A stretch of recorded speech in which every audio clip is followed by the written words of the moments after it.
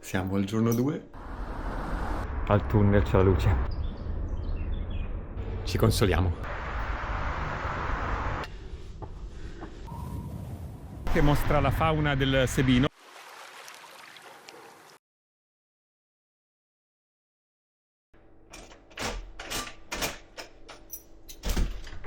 Buongiorno. Siamo al giorno 2. Si ricomincia. Eccoci. Cielo sereno. Sono le 7:30. Sono partito qualche minuto prima di ieri perché mi fa male un pochino un piede, ho una bollicina, una vescica. E allora andrò un pochino più lento. Allora, cosa prevede il percorso di oggi? Vado verso Predore, poi attraverso il ponte e si passa nella provincia di Bergamo, quindi Sarnico, poi sarà la volta di Paratico, arriverò a Tavernola e infine la meta di oggi sarà Riva di Solto. Quindi oggi stimati sono 25 km, 24, però anche ieri stimati dovevano essere 24, invece ne ho fatti 35 con un dislivello di 640 metri. Credo dovuto quasi completamente alle 2 deviazioni che ho fatto. Quindi se qualcuno volesse fare questo giro senza dislivello basta rimanere sul bordo lago. I primi 3 paesi, per cui Paratico, Sarnico e Predore, sono appunto dei paesini turistici e quindi mi troverò, diciamo, a passeggiare tra le vie, negozi, comunque sempre costeggiando il lago. Poi dopo Paratico, dopo Predore, inizia la parte un po' più selvatica, diciamo, dove tra un paese e l'altro c'è solo il lungolago, che però non è costeggiato, non è popolato da servizi, da case eccetera, ma solamente verde. Quindi lago sulla destra e montagna sulla sinistra. Domani arriverò a Lovere, a quel punto si ritorna nella parte un po' più antropizzata. Sono quasi a Paratico, la prima tappa è effettivamente molto vicina a Clusane. Lì si cominciano a vedere le montagne bergamasche e anche un po' di lago. Questo pezzo è tutto su ciclabile e pedonale, per cui molto tranquillo, anche se chiaramente è a bordo strada, come si sentirà immagino dai rumori. Ieri verso Pisogne, dove sono partito con 4 gradi, qua stamattina ce n'erano 7.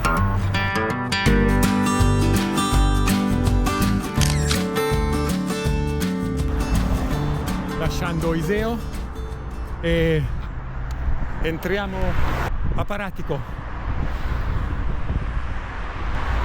e in effetti torniamo subito sul lago.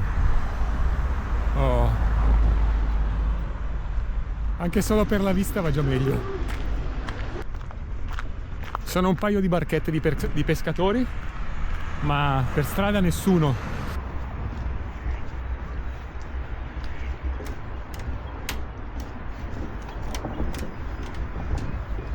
Queste sono chele.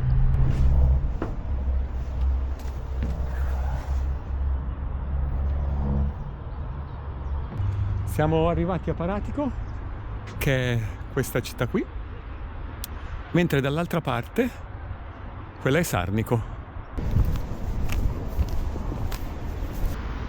Questo monte qui si chiama Bronzone.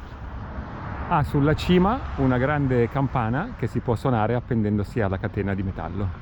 Guarda che roba Paratico, che ha le palme come Miami.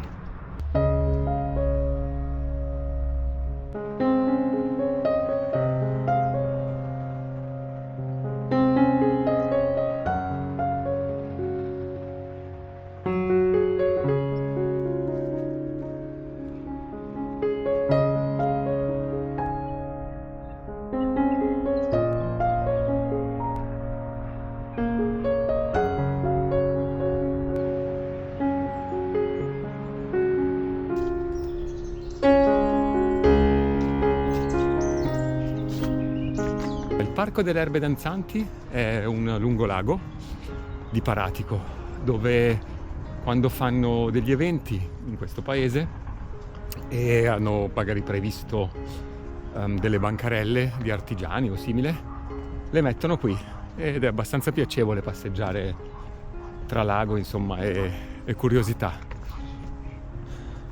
Il periodo è chiaramente la fine dell'inverno, per cui ci sono delle parti come questa, che è un bellissimo gazebo quadrato, che solitamente è pieno di erbe rampicanti e fiori, mentre invece oggi è spoglio. Però anche tutto il lungolago ha la stessa logica e probabilmente lo chiamano così, erbe danzanti, per questa ragione. Siamo arrivati in un punto particolare di questa camminata, di questo giro, di questo viaggio, ed è il punto più a sud che toccheremo. Si può dire formalmente il punto più a sud del lago d'Iseo, anche se poi continua ancora per un pezzettino, ma questo è il ponte che separa la provincia di Bergamo dalla provincia di Brescia. Quindi adesso siamo a Paratico, che è ancora Brescia. Quando attraverserò il ponte sarò a Sarnico, che invece è Bergamo. Prima però di attraversare il ponte volevo fare un salto in un parco bellissimo che c'è qui ancora nella zona di Paratico, che è il Parco dei Taxodi.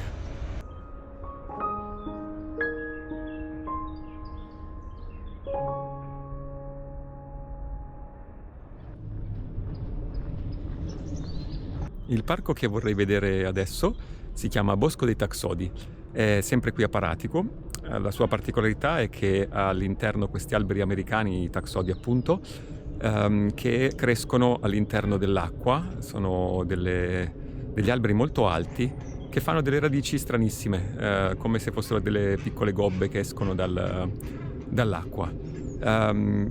Quest'oasi è piccolina, si gira in una mezz'oretta circa, e al suo interno nidificano un sacco di specie di uccelli, tipicamente ovvio di lago, e si sentono anche dal suono. È molto carino da vedere, è piacevole passarci appunto una mezz'oretta anche d'estate. Al momento è chiuso, aspetto le 9 per vedere se apre.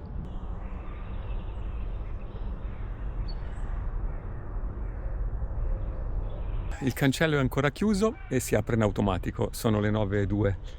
Purtroppo rimane chiuso tutto il giorno oggi, è stato chiuso per manutenzione per qualche mese e oggi è l'ultimo giorno di chiusura. Domani riapre, per cui niente, non posso visitarlo oggi. Io l'ho già visto, è molto carino e lo consiglio, quindi se per caso doveste fare questo giro entrateci.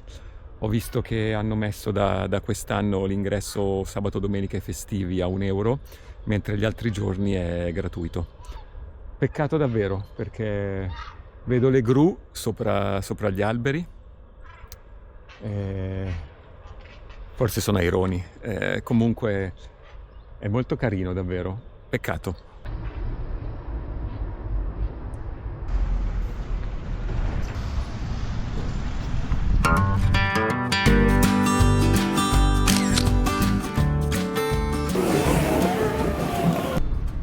Ok, ufficialmente stiamo per entrare a Bergamo e quindi lasciare la provincia di Brescia. Goodbye, my love. It's time to say goodbye. Mentre quello là in fondo è il Parco dei Taxodi, con tutti gli uccelli che si divertono lì vicino alle nostre spalle. Quella è una delle passerelle che si possono fare per visitarlo. Benvenuti a Sarnico.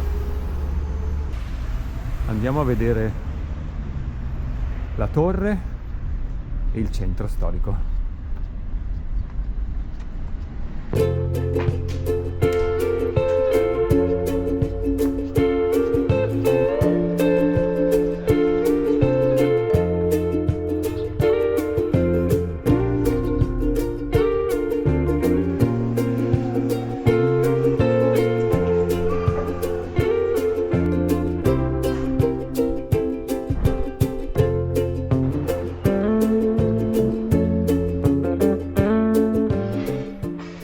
torre civica medievale di Sarnico.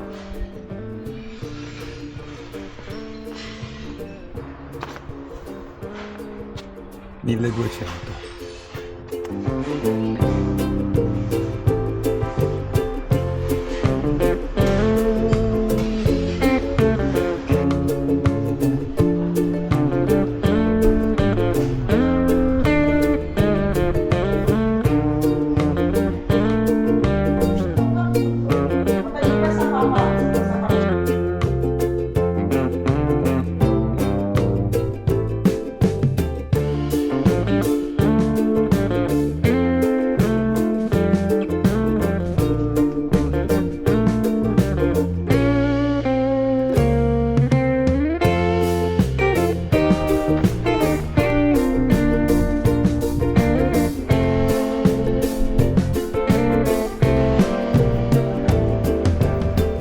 Per il parco dei Taxodi siamo tristi in due alla fine. Devo ancora trovare qualcosa con cui consolarmi. O forse qualcosa per consolarmi l'ho trovata. Bene, e con questi ci consoliamo.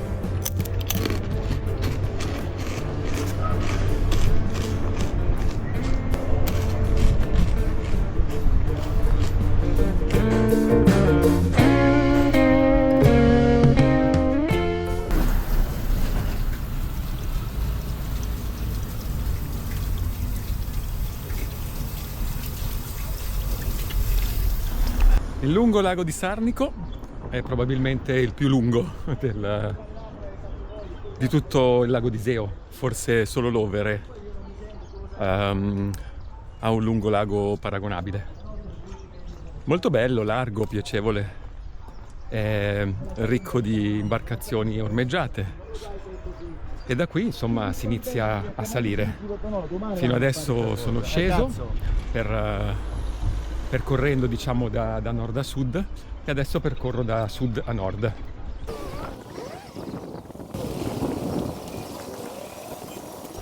Carino anche il gazebo in legno sul lungo lago, permette insomma una vista sul lago e le montagne senza le distrazioni delle ringhiere e delle barche ormeggiate.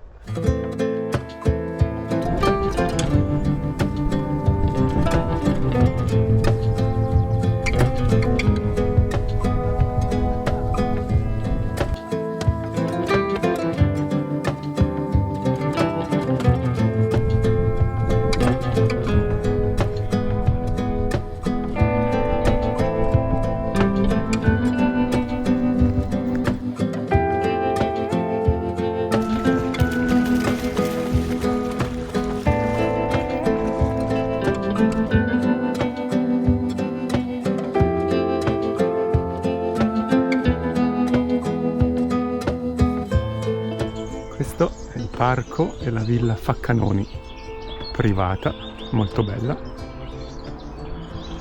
Si può vedere solo dall'esterno. Questo è l'ingresso di Villa Faccanoni, spettacolare.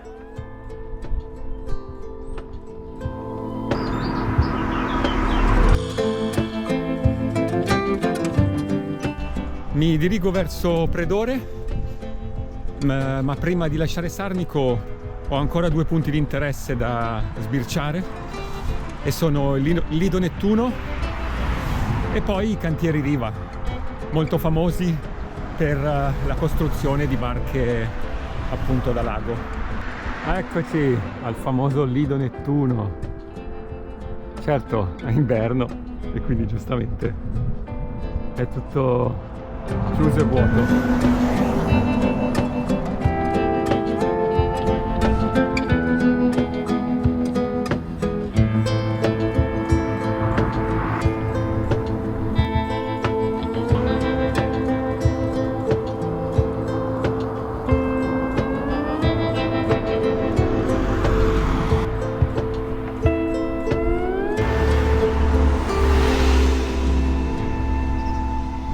Stavo guardando questo cartello che mostra la fauna del Sebino, quindi della zona attorno al lago di Iseo, E praticamente ho visto quasi tutti questi animali in Baita Chignadì. La volpe, la poiana, la ghiandaia, il cervo, il picchio verde, il tasso. Il falco pellegrino in effetti no, quello non l'ho mai visto. Lo scoiattolo sì, la faina, la salamandra e niente, c'è tutto.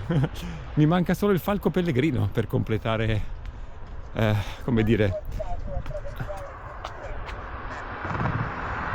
ci sono i semafori che parlano. Dunque devo dire che sono passato da qui qualche volta e ho sempre visto questa struttura, questi capannoni. Non mi sono mai fermato a sbirciare meglio, però speravo e credevo che a piedi si potesse appunto vedere qualcosa di più. Invece nulla, sono dei cantieri navali, ma niente che si possa osservare dall'esterno. Questo ponte pedonale è un ponte di accesso a una villa storica per la barca. Lì c'è l'ormeggio, da qui si entra e si esce e poi si passa sopra per arrivare alla villa.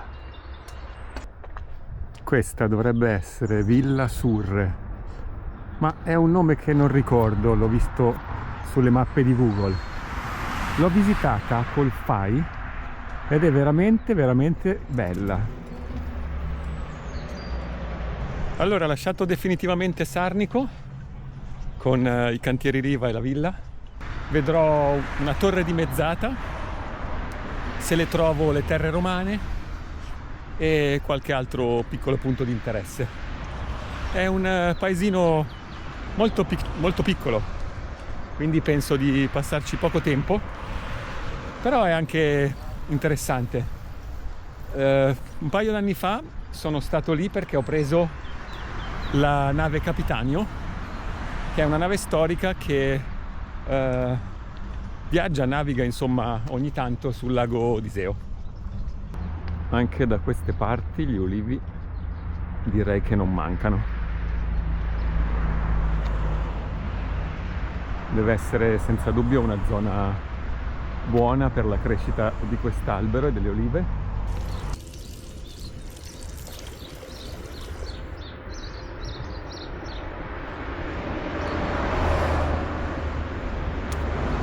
Forse è utile da sapere che durante questo giro ho trovato diverse fontanelle pubbliche e questa è abbastanza utile come cosa perché permette di dissetarsi ma anche di riempire la borraccia nel caso di un giro lungo come questo.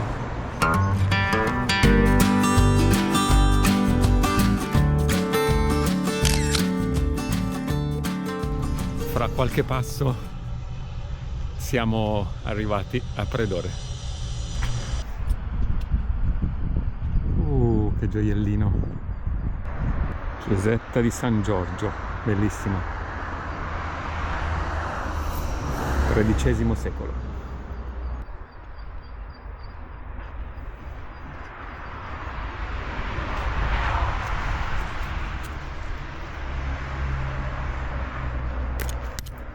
Andiamo un po' a toccare delle mura del XIII secolo. Ah, che belle. Stavo riflettendo sul fatto che attorno al lago d'Iseo ci sono solo comuni piccoli, molto piccoli.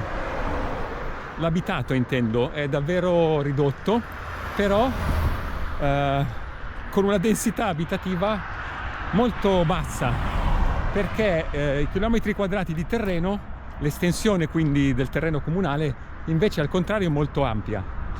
Per esempio Pisogne, che è già uno dei comuni più grandi, ha quasi 8.000 abitanti e 45 km quadrati di estensione territoriale. Ecco, quella potrebbe essere una deviazione interessante. Adesso vedo come stanno le gambe. Prima però andiamo verso le Terme Romane.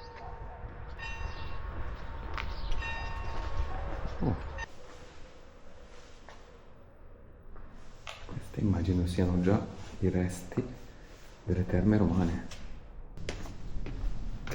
sono chiuse. E questa qui dentro sarà Villa Lanza.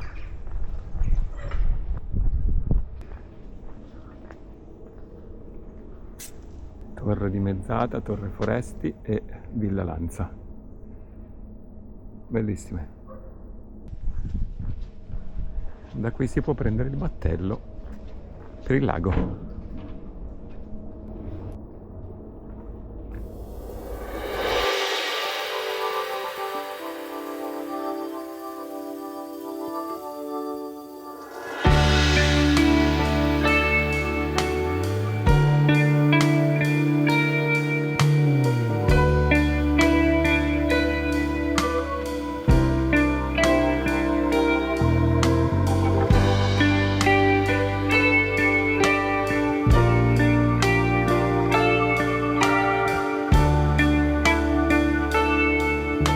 Allora va bene sbagliare una volta, ma due no, quindi panino.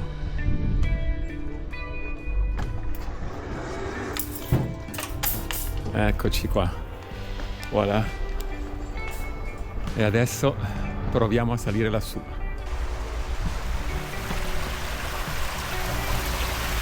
Allora, quella è il santuario Madonna della Neve, il puntino bianco lassù, chiesa di San Gregorio.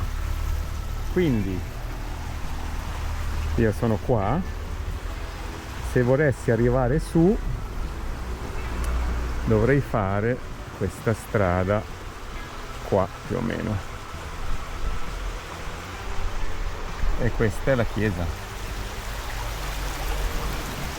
La domanda è: che si fa?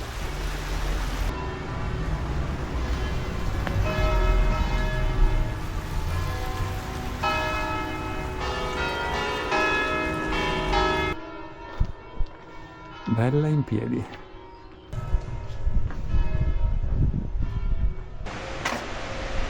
Beh, già non male. Leggevo da qualche parte che questi gradini per salire al santuario sono 208. Non ho idea del perché.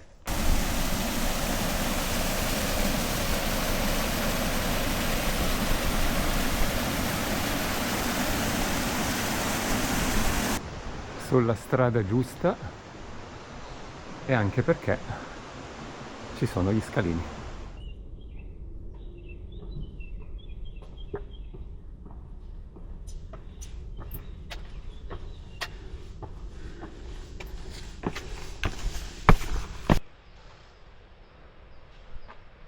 Sono a metà. Allora, nell'euforia del momento non ho fatto bene i calcoli, perché effettivamente 220 metri di dislivello in poco più di 1 chilometro. Dovevo aspettarmi che fosse tutta in piedi. Non è che sia proprio il primo trek che faccio, però è andata così. Almeno mi sono spiegato il motivo di tutti quei gradini. Eccoci, ancora gradini e gradini e gradini. E anche una via Crucis. È già la seconda che faccio in questo giro. L'universo vuol dirmi qualcosa?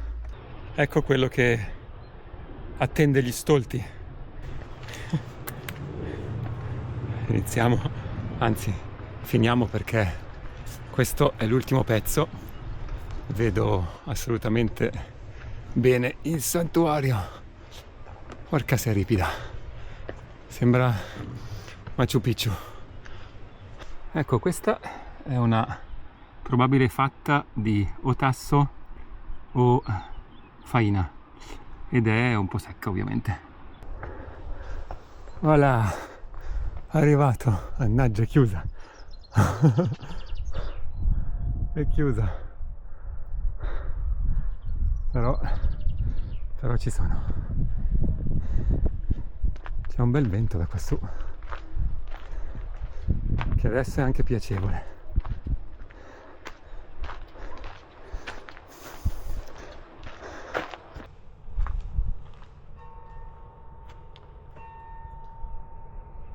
Qua in fondo si vedono bene le torbiere del Sebino, quelle che ho fatto ieri. Questa è Predore.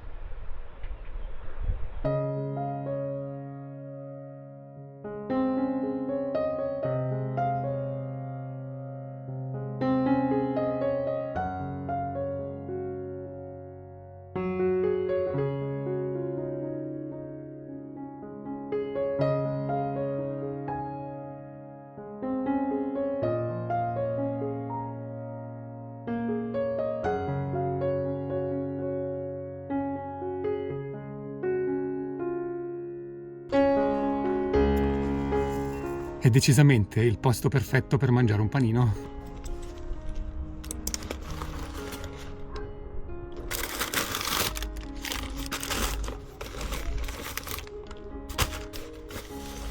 Vediamo se la mia asciugatrice personale ha fatto il suo dovere. Sì.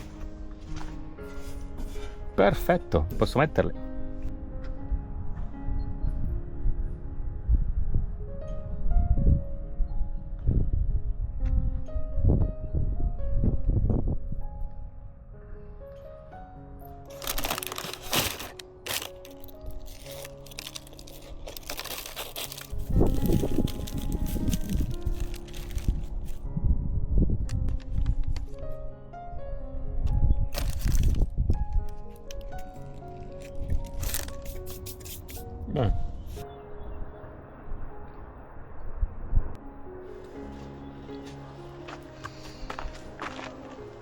È davvero un privilegio poter pranzare con questa vista.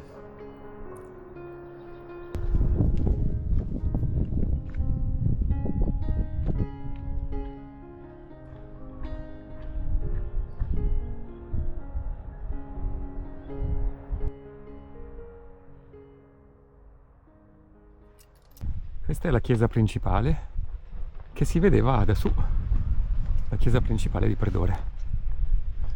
Immagino ci sia l'oratorio. È aperta, diamo un'occhiata.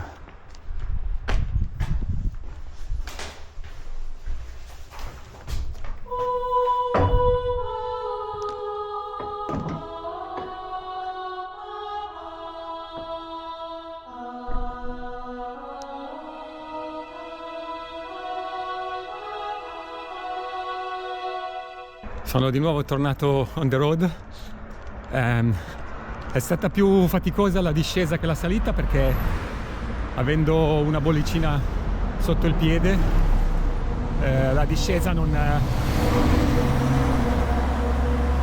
non aiuta. Comunque adesso sto per lasciare questo paese alla volta di Tavernola Bergamasca. Sarà un bel pezzettino di distanza, di cui gran parte senza nulla, credo. Comunque è tutto naturale, anche se lungo la statale lo stesso. Arrivederci Predore. E questa è una spiaggetta piccolina ma carina. Eccola. Sì, è a bordo strada, ma veramente pregio. Dunque, non sono riuscito a entrare nel parco dei Taxodi, però questi sono sempre loro e le radici che dicevo sono quelle lì, sono dei cilindri che salgono su fuori dall'acqua. Eccoli qua, li abbiamo visti. Tra Predore e Tavernola è quasi tutta pista ciclabile, ci sono solo alcuni metri senza una zona pedonale o ciclabile, quindi molto bella, molto sicura.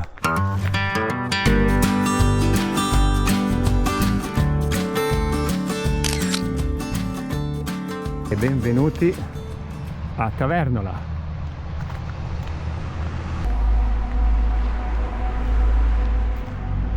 Urca,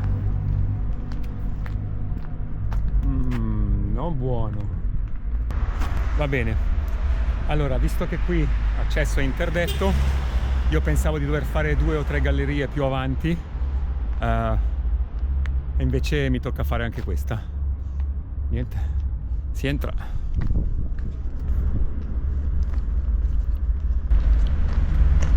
Cerco di stare su, così rompo meno le scatole.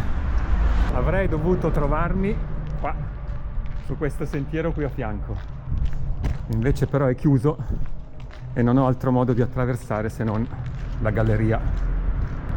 Oddio, non pensavo fosse così lunga. Per fortuna il marciapiede, chiamiamolo così, è bello largo. Diamo un'occhiata a come sarebbe di là, se ci fossi potuto andare. Mamma mia.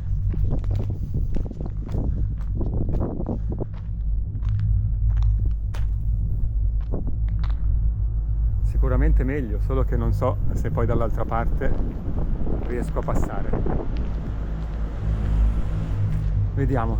Comunque è stato un po' un antipasto di quello che dovrò fare poi, perché ce ne sono due anche abbastanza lunghe che devo affrontare. Mi sono portato la mascherina FP2 per questo e una luce da attaccare dietro lo zaino, una luce rossa. Niente.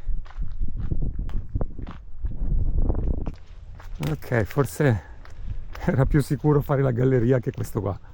Qua crolla tutto, viene giù tutto. Faranno pezzi di montagna. Mamma mia.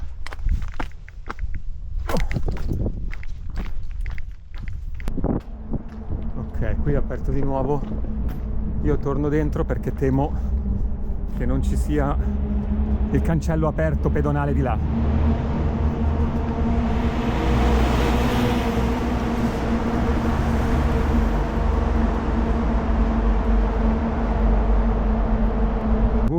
Vedo la luce in fondo al tunnel. Ok, sono vivo, ce l'ho fatta. Sono uscito.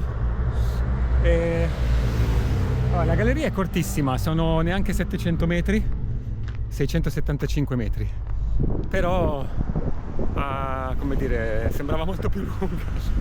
E meno male che sono rientrato perché lì c'è il cancello pedonale chiuso. Quindi purtroppo questo è un pezzo da considerare, nel senso che se si vuole rifare questa camminata bisogna verificare che questi pezzi siano aperti, altrimenti insomma fattibile ma poco sicuro, bisogna stare davvero attenti. Ok, riprendo il cammino. Dunque questa parte del lago, quella che raggiunge Tavernola e poi dopo la supera, è una parte che ha molta meno pedonale e ciclabile. Ve lo accennavo forse nel video precedente, quello del primo giorno. È una zona molto più selvatica, selvaggia, dove non ci sono case in tutto questo tratto, non ci sono servizi e non ci sono neanche marciapiedi e piste ciclabili. È pieno comunque di ciclisti che viaggiano insieme alle auto ed estate è pieno anche di pescatori, gente che corre, che sta chiaramente a destra della linea continua e insomma sta attento e cerca di cavarsela così. Quindi a questo ero pronto e preparato, però comunque bisogna avere veramente un occhio in più. Finalmente si esce dalla strada. Qui dietro ci dovrebbe essere il pozzo glaciale e la marmita dei giganti. Praticamente si tratta di una sorta di caverna con dell'acqua, dove anche i sub, i sommozzatori possono entrare e andare a esplorare. Credo sia molto bella, però guardando online è chiusa, è danneggiata, è pericolosa e quindi non mi addentro per fare un sentiero e poi scoprire che non posso vedere niente. È un po' che sono curioso di dare un'occhiata a questo posto. Buongiorno bellezze. Che si fa? Ciao. No? C'è qualcuno che da lontano mi osservava e quando sono passato da qui si è avvicinato. Però più di questi 5 metri non se la sentono di venire. Ci accontentiamo così.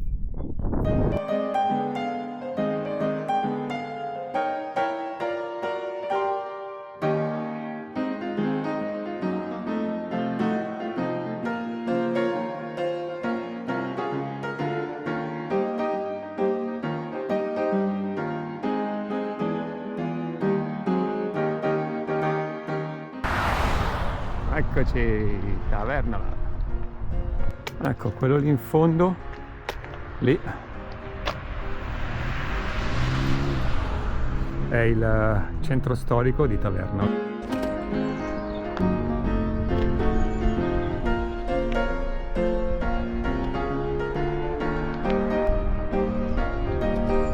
Molto affascinato da questa casa costruita così su questa bellissima roccia. Questa è zona sacra per ogni bergamasco che si rispetti, la legnaia. Sono una più bella dell'altra.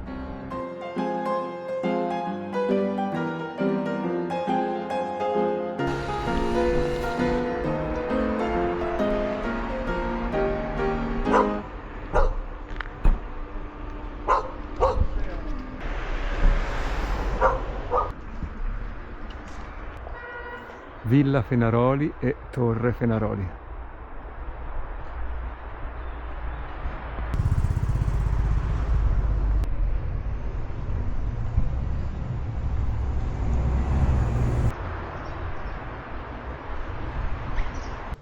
E si sale ancora, si sale sempre. Sto andando a vedere la chiesa di San Pietro. Senza scherzare, con tutti i San Pietro che ho visto in questo giro, dovrebbe farmi un duplicato della chiave come minimo. Ok, sono arrivato.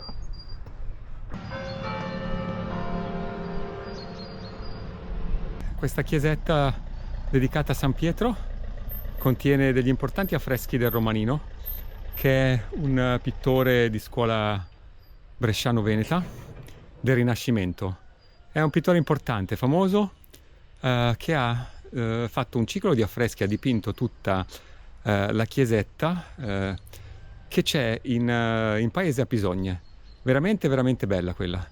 E quindi anche un giro qui dentro merita comunque qualche minuto.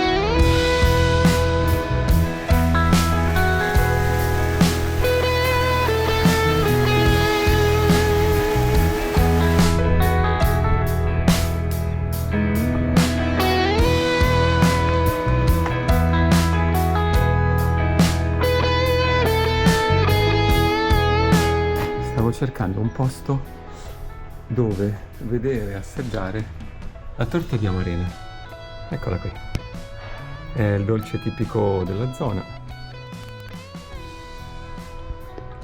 I panifici aprono alle 4 e manca ancora un'ora, per cui non mi fermo per assaggiare la torta di Amarena. Però mi sarebbe piaciuto, anche solo per curiosità, nonostante io non sia troppo da dolci. A ogni modo mi manca solo Villa Capuani, che vedrò da fuori tra poco.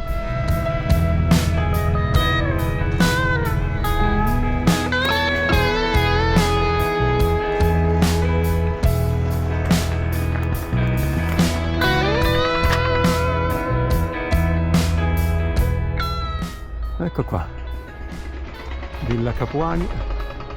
Allora, questo è tutto il pezzo che devo fare. Devo arrivare oltre alla Curbona e probabilmente dovrò passare dentro una lunga galleria.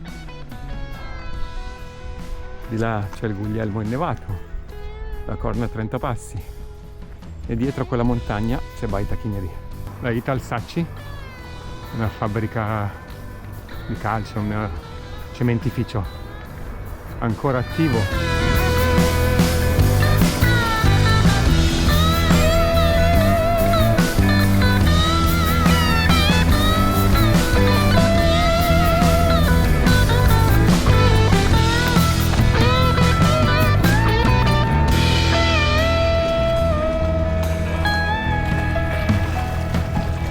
Sembra un'altra fabbrica, però dismessa.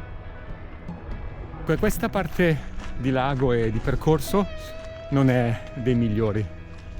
Diciamo che è già da un po' che non trovo dei marciapiedi, quindi sto percorrendo praticamente lungo la via. Sto percorrendo la strada normale, la statale, e adesso dovrei avere di fronte una galleria tra non molto. Però invece pensavo, come interessante, che ieri ero da quella parte lì, e mentre su quel monte lì in fondo, il Golem, il Guglielmo, che è quasi 2000 metri, c'è la neve, qui a fine febbraio si può andare in giro tranquillamente in pelle e maglietta. È su, grosso modo lì. e quindi non sto a salire, anche perché non c'è granché. Vado diretto, l'attraverso dalla statale. Ah, questo proprio non so cosa fosse. È in pietra, è su una roccia ed è nel nulla. Non c'è niente di là e non c'è niente di là.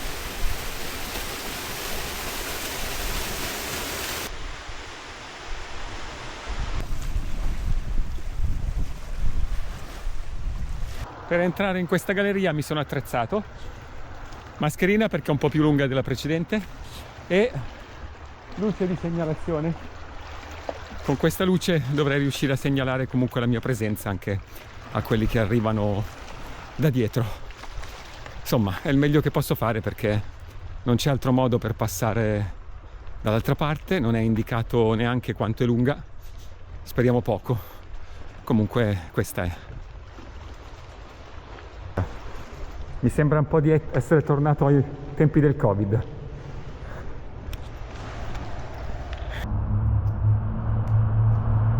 Niente, questa galleria è lunghissima. Si è ridotto un po' lo spazio per i piedi perché adesso c'è questo tubo che è iniziato dall'ultima apertura, però lì in fondo al tunnel c'è la luce. Sono uscito, sano e salvo. Però sinceramente non è una bella cosa e non è una bella esperienza, e peccato che non c'è una via alternativa, altrimenti andava assolutamente fatta. Comunque la galleria è lunga 1,1 km. 1,1 km. Bene, dai, sono contento. Ho un po' il fiatone perché l'ho fatta di corsa e chiaramente non mi sentivo sicuro sul cordolo. Adesso spengo anche la mia luce. Ok, e mi prendo un minuto, poi ricomincio. Allora, questa è la zona più tranquilla e selvatica del lago.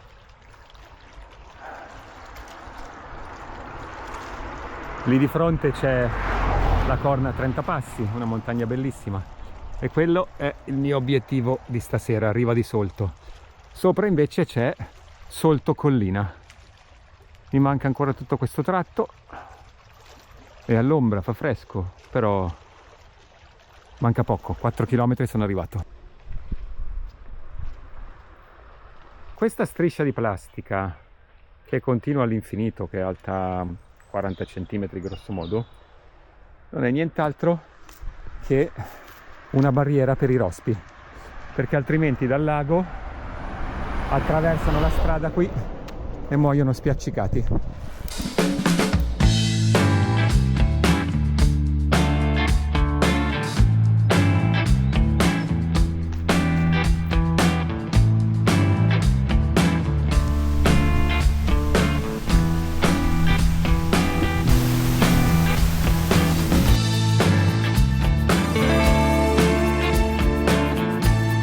Con una certa felicità posso dire di essere quasi arrivato, ancora 3 km, però il comune è questo e sto per concludere il mio secondo giorno di viaggio. Buongiorno, questa è la Corna a 30 Passi, la montagna che ha il panorama più bello secondo me sul lago di Iseo.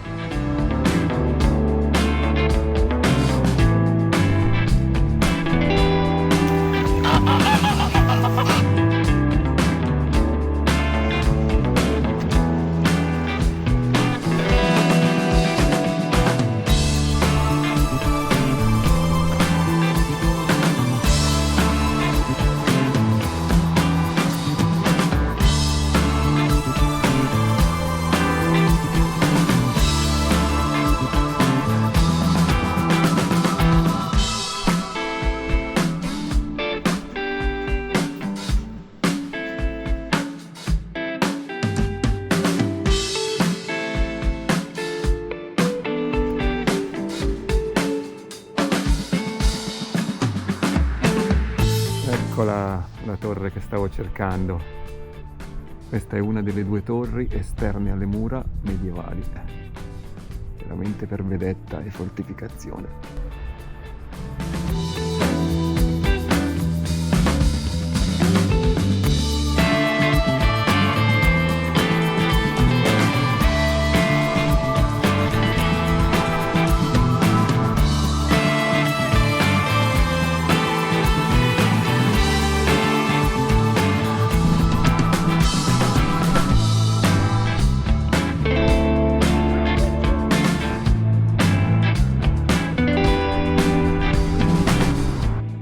chi ha la faccia di quello che è arrivato.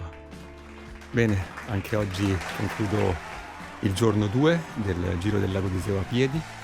Ho fatto Crusane e Riva di Solto, adesso sono nella frazione di Zorzino e domani farò l'ultimo pezzo, cioè da Riva di Solto fino a Tolino e Pigone.